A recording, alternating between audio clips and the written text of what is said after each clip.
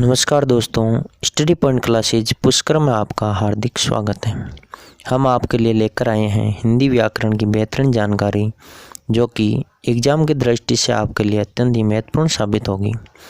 अगर आपको ये वीडियो पसंद आए तो हमारे चैनल को लाइक, शेयर एंड सब्सक्राइब करें तथा साथ ही बेल आइकन पर क्लिक करना ना भूलें, ताकि हमारे नए वीडियो के अपडेट्स आपको सबसे पहले मिल सकें।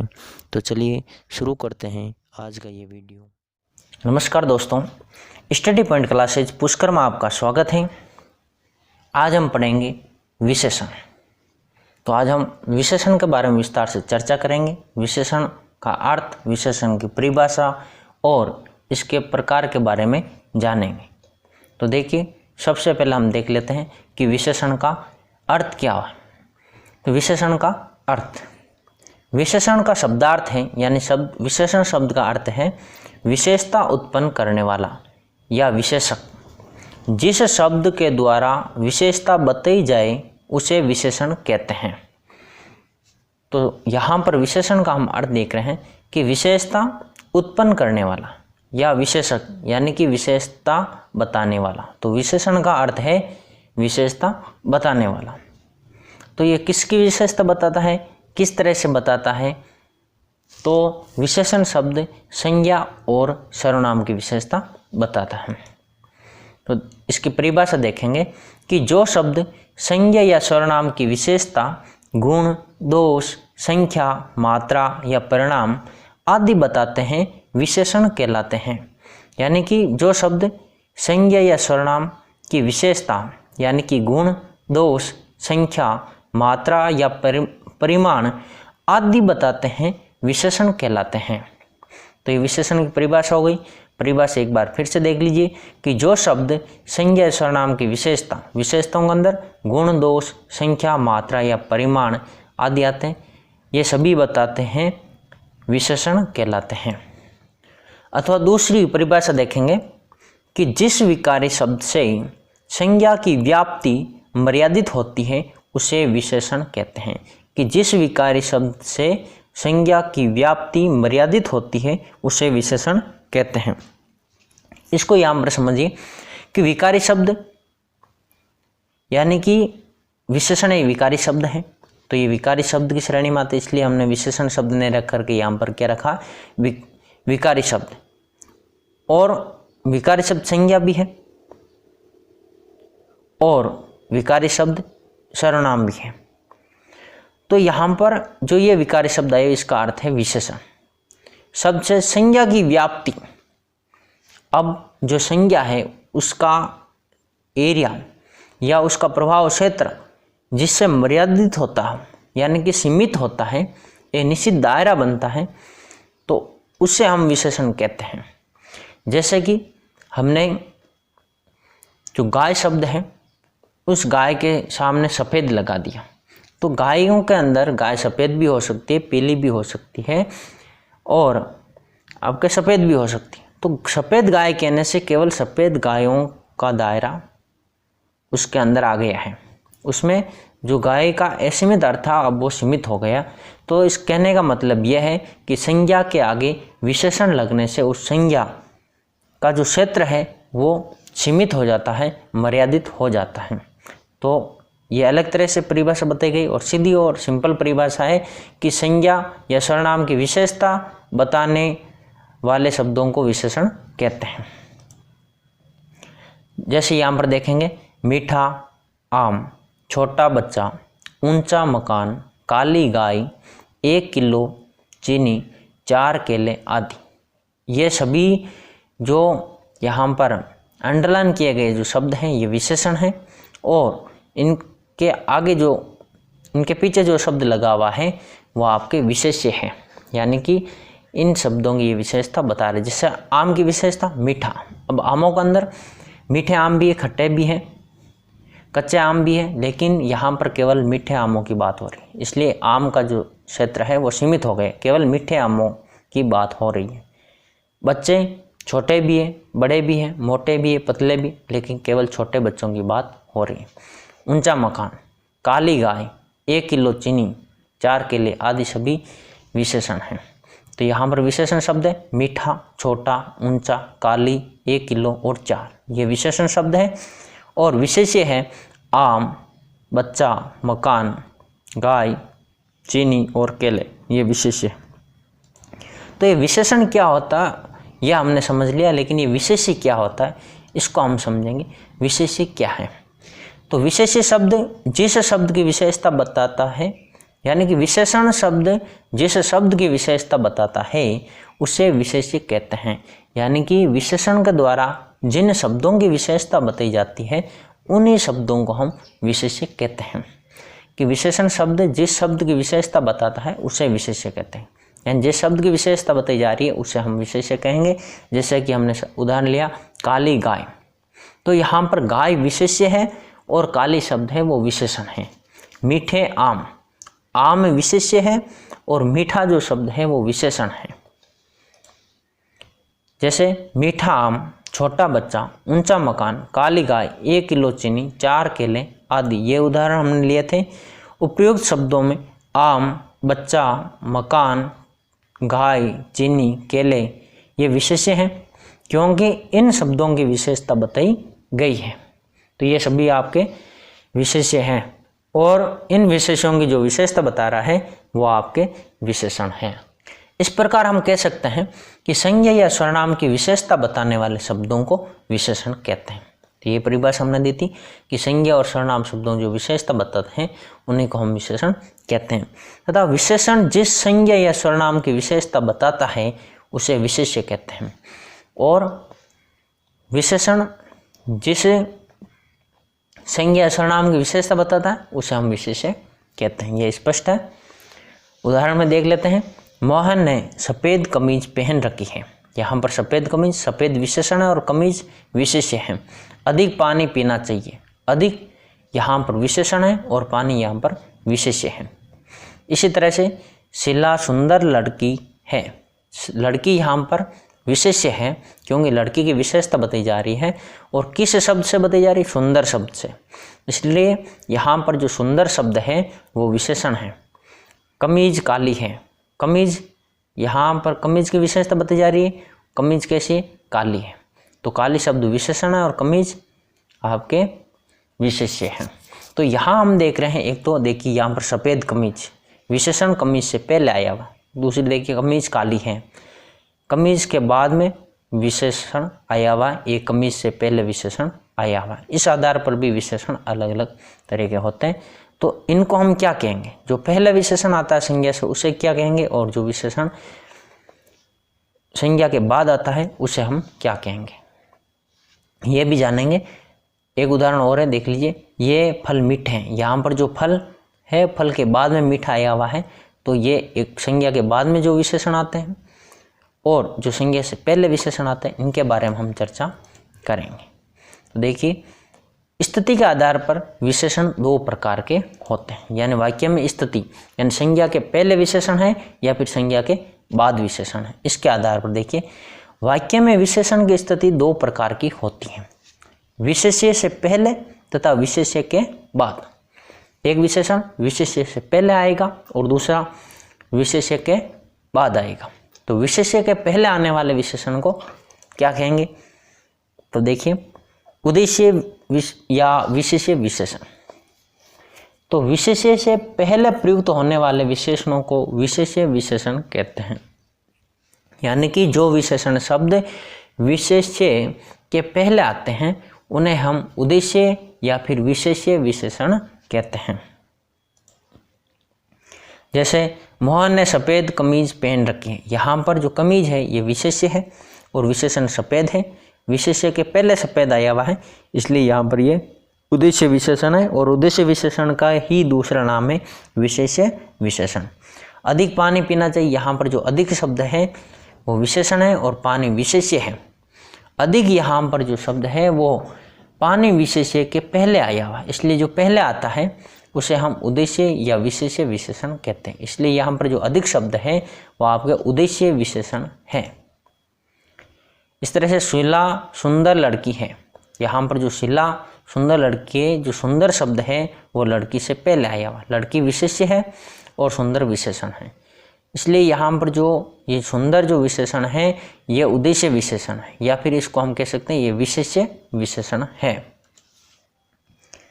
उपरोक्त वाक्य में सफेद अधिक सुंदर शब्द विशेषण कमीज पानी लड़की विशेष्य शब्दों के पहले प्रयुक्त हुए हैं, अतः सफेद अधिक सुंदर शब्द विशेष्य विशेषण कहलाते हैं।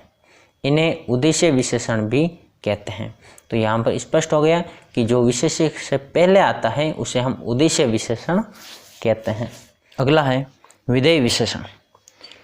विधेय विशेषण के बारे में जानेंगे कि विशेष्य शब्दों के बाद में प्रयुक्त होने वाले विशेषणों को विधेय विशेषण कहते हैं।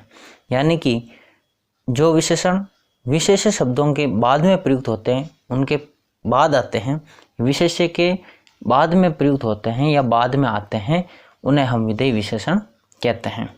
लिखा हुआ भी है कि विशेष्य शब्दों के बाद में प्रयुक्त होने वाले विशेषणों को विधेय विशेषण कहते हैं। जैसे यह कमीज काली है। दूसरा उदाहरण है ये फल मीठे हैं। यहाँ इस उदाहरण में देखिए जो ये कमीज शब्द है वो आपके विशेष्य हैं और इसकी विशेषता काली विशेषण के द्वारा बताई जा रही है। यहाँ पर विशेष्य पहले आया हुआ है और विशेषण बाद में आया हुआ। तो जहाँ विशेष्य पहले हो और विशेषण बाद में हो वहाँ विधेय विशेषण होते हैं। तो यहाँ जो काली जो शब्द है वो विधेय विशेषण का उदाहरण है। इसी तरह से ये फल मीठे हैं। यहाँ देखिए जो फल है विशेष्य है और फल की विशेषता मीठे विशेषण के द्वारा बताई जा रही है। इसलिए यहाँ विशेष्य पहले है और विशेषण बाद में होने के कारण विधेय विशेषण है। अगला उदाहरण है गाय सुंदर है। तो यहाँ पर जो गाय है वो पहले आई हुई है जो कि विशेष्य है और सुंदर जो विशेषण है बाद में आया हुआ। इसलिए यहाँ पर इस वाक्य में भी जो सुंदर शब्द है वो विधेय विशेषण का उदाहरण है। यहाँ देख रहे हैं कि उपयुक्त उदाहरणों में कमीज विशेष्य के बाद काली विशेषण, फल विशेष्य के बाद मीठा विशेषण तथा गाय विशेष्य के बाद सुंदर विशेषण शब्द प्रयुक्त हुए हैं। अतः यहाँ काली, मीठे तथा सुंदर शब्द विधेय विशेषण माने जाएंगे। तो यहाँ पर ये जो सभी उदाहरण हैं वो आपके विधेय विशेषण के उदाहरण हैं। आगे देखेंगे कि विशेषण का रूप संज्ञा या सर्वनाम के अनुसार बदलता है। तो देखिए सबसे पहले ये जान लेते हैं कि संबंधवाची विशेषण। संबंधवाची विशेषण हम किसे कहेंगे? तो लिंग, वचन और कारक में संज्ञा के समरूप विशेषण को संबंधवाची विशेषण कहते हैं। कि जो लिंग, वचन और कारक में इन तीनों के अंदर संज्ञा के समरूप विशेषण आते हैं, यानी संज्ञा के समान प्रयुक्त होते हैं, उन विशेषणों को संबंधवाची विशेषण कहते हैं। उदाहरण देखेंगे कि पुस्तक का आकार, सैनिक की वीरता, मेरा कथन, उसके भाई, उसकी बहनें, यहाँ पर एक दूसरे से संबंध बताया जाता है और संबंध बताते हुए विशेषता बताई जा रही है। तो इन्हीं को हम संबंधवाची विशेषण कहेंगे जो कि लिंग, वचन और कारक में संज्ञा के समरूप हैं, यानी संज्ञा के समान है। उन विशेषणों को हम संबंधवाची विशेषण कहेंगे। जैसे पुस्तक आकार, यहाँ पर संज्ञा की तरह हो रहा है लेकिन फिर भी विशेषता बताई जा रही है। सैनिक की वीरता, तो यहाँ पर भी संज्ञा रूप में प्रयुक्त है लेकिन फिर भी विशेषता बताई जा रही है। मेरा कथन, उसके भाई, उसकी बहनें, ये सभी संबंधवाची विशेषण के अंतर्गत आते हैं। उदाहरण देखेंगे, रेखा घर की शोभा बढ़ाती है। यहाँ पर घर की शोभा विशेषण की तरफ प्रयुक्त हुआ है। तुम्हारा विद्यालय दूर है, यहाँ पर भी घर की शोभा से, घर की शोभा से और शोभा की घर से, इन दोनों की विशेषता, दोनों शब्दों का जो प्रयोग है वो रेखा की विशेषता बताने के लिए आया हुआ, इसलिए विशेषण की तरह है। ये संज्ञा शब्द है जो कि विशेषता बताने के लिए प्रयुक्त हुआ है, इसलिए यहाँ पर ये संबंधवाची विशेषण है। संबंध बताते हुए विशेषता बताई जा रही है। तुम्हारा विद्यालय दूर है, यहाँ पर भी संबंध बताते हुए विशेषता बताई जा रही है, इसलिए यहाँ पर संबंधवाची विशेषण है। तो एक बार फिर से देख लीजिए कि जो लिंग वचन और कारक में संज्ञा के समान हो, समरूप हो, उन विशेषणों को संबंधवाची विशेषण कहते हैं। जैसे पुस्तक का आकार, सैनिक की वीरता, मेरा कथन, उसके भय आदि शब्द जो है वो संबंधवाची विशेषण हैं।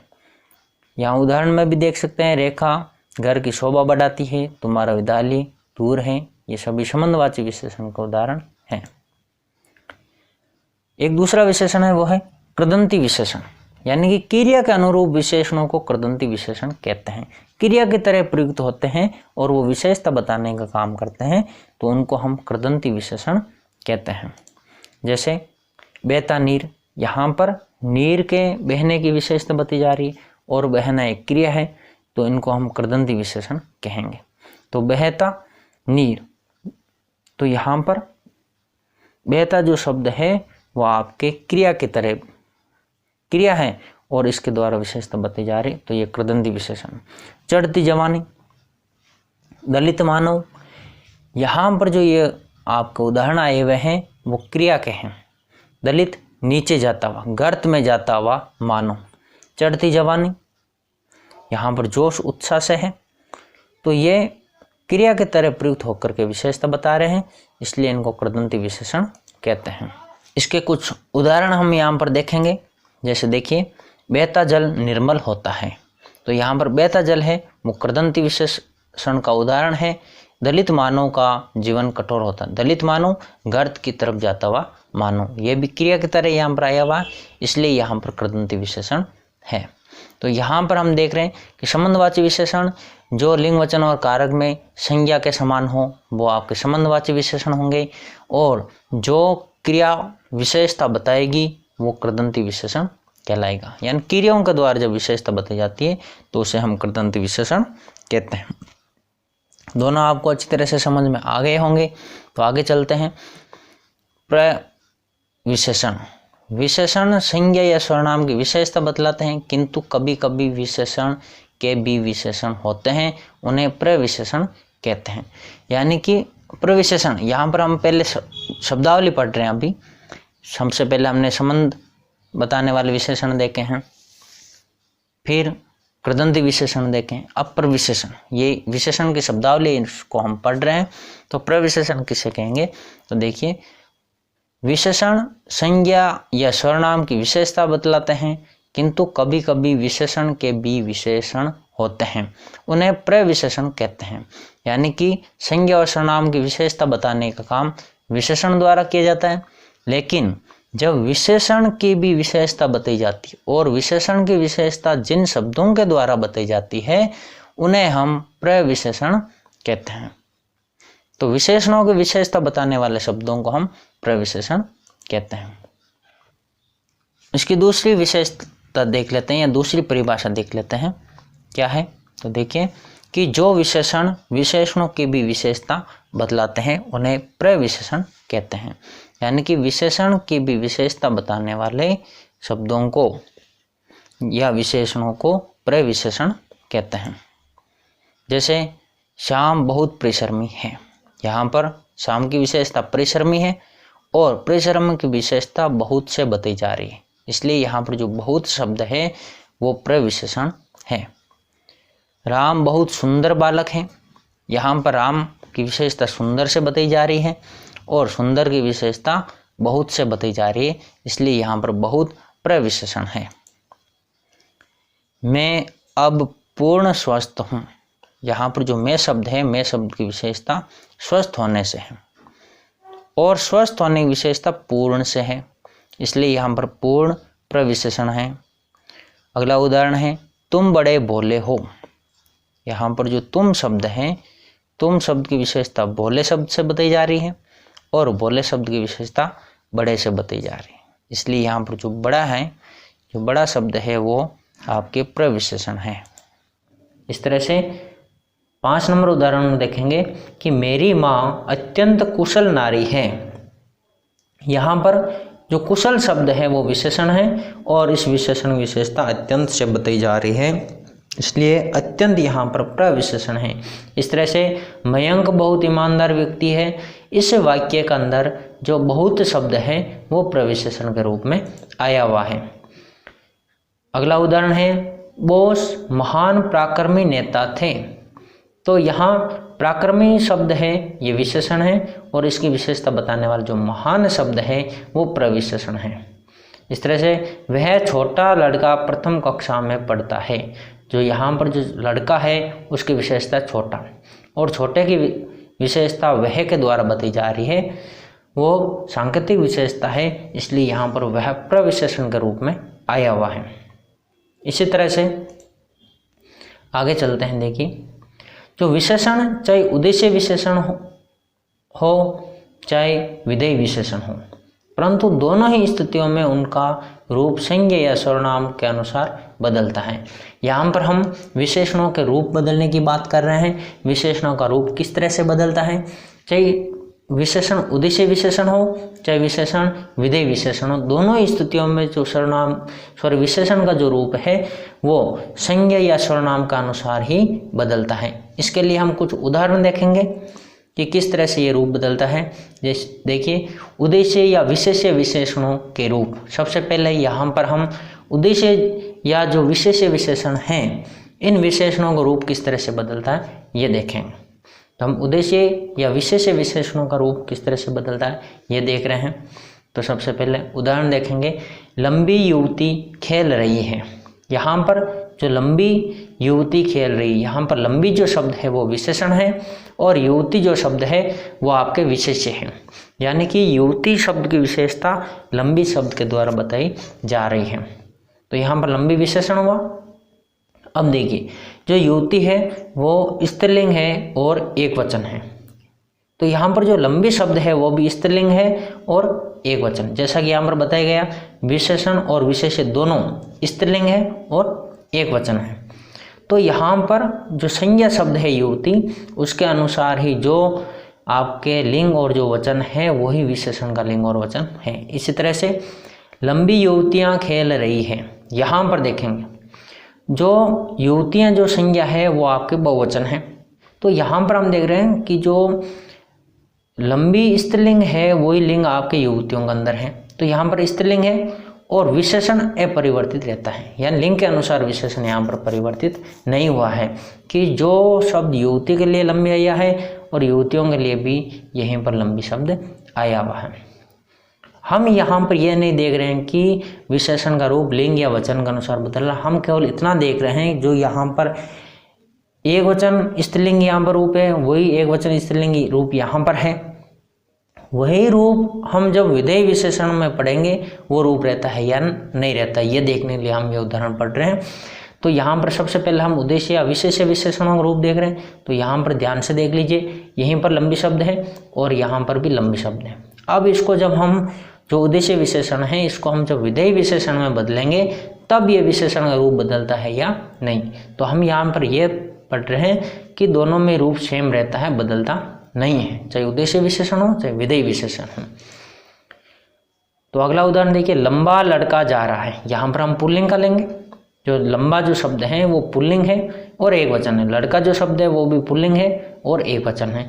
जैसा कि यहाँ पर लिखा हुआ है जो विशेषण विशेष्य दोनों पुल्लिंग और एक वचन है। तो यहाँ देखिए पुल्लिंग के अंदर जो वचन का अनुसार रूप बदलेगा, स्त्रीलिंग में तो नहीं बदल लेकिन पुल्लिंग में बदलेगा। तो लंबा का लंबे हो गया। लेकिन अब यह हमें देखना है कि जो विधेय विशेषण है उसके अंदर भी लंबे होता है या नहीं होता है। तो लंबे लड़के जा रहे हैं तो यहाँ पर देखिए जो ये उद्देश्य विशेषण है इसमें लंबे शब्द का प्रयोग है क्योंकि ये बहुवचन है, लड़का यहाँ पर बहुवचन है। तो यहाँ पर जो विशेषण है यह भी बहुवचन हो गया क्योंकि संज्ञा और सर्वनाम के अनुसार रूप बदलता है। तो यहाँ पर लड़के के अनुसार यहाँ पर लंबे हो गया क्योंकि ये पुल्लिंग है और पुल्लिंग में वचन भी परिवर्तित होते हैं। तो यहाँ पर देखिए विशेषण विशेष्य दोनों पुल्लिंग है और दोनों बहुवचन रूप में आए हुए हैं। तो यहाँ पर हम देख रहे हैं जो ये संज्ञा है, इस संज्ञा का अनुसार यहाँ पर विशेषण का रूप बदल रहा है। अब देखेंगे हम विधेय विशेषण के अंदर कि वही रूप इसमें रहता है या नहीं रहता। जैसे कि वह लड़का लंबा है, जो लड़का शब्द है वो विशेष्य है और विशेष्य पहला आया है और विशेषण लंबा शब्द बाद में आया हुआ है। इसलिए जो ये विधेय विशेषण है ये विधेय विशेषण बाद में आते संज्ञा के, तो यहाँ पर संज्ञा बाद में, वही वाक्य हमने रखा और यहाँ पर विशेषण जो विशेषण है वो हमने बाद में रख दिया, तो वो विधेय विशेषण हो गया। अब हम यहाँ पर देखेंगे कि वह लंबा लड़का है, इस तरह का वो हमने विशेष्य विशेषण में पढ़ा था। अब विधेय विशेषण में भी वही रूप यहाँ पर रह रहा, लंबा, वह लड़का लंबा है, यानी कि लड़का एक वचन और पुल्लिंग है, तो यहाँ पर विशेषण भी एक वचन पुल्लिंग ही है। इस तरह से वे लड़के लंबे हैं, ये विधेय विशेषण है, और इस विधेय विशेषण के अंदर भी जो संज्ञा है लड़के, इस संज्ञा के अनुसार बहुवचन और पुल्लिंग अंदर है, तो विशेषण भी बहुवचन और पुल्लिंग ही है। तो विशेषण विशेष दोनों पुल्लिंग बहुवचन के अंदर आए हुए। कहने का मतलब यह है कि उद्देश्य विशेषण और विधेय विशेषण के होने से विशेषण के स्वरूप में किसी तरह का कोई अंतर नहीं आता है, वही संज्ञा और सर्वनाम के अनुसार ही विशेषणों का रूप बदलता रहता है। लड़की का उदाहरण देखेंगे,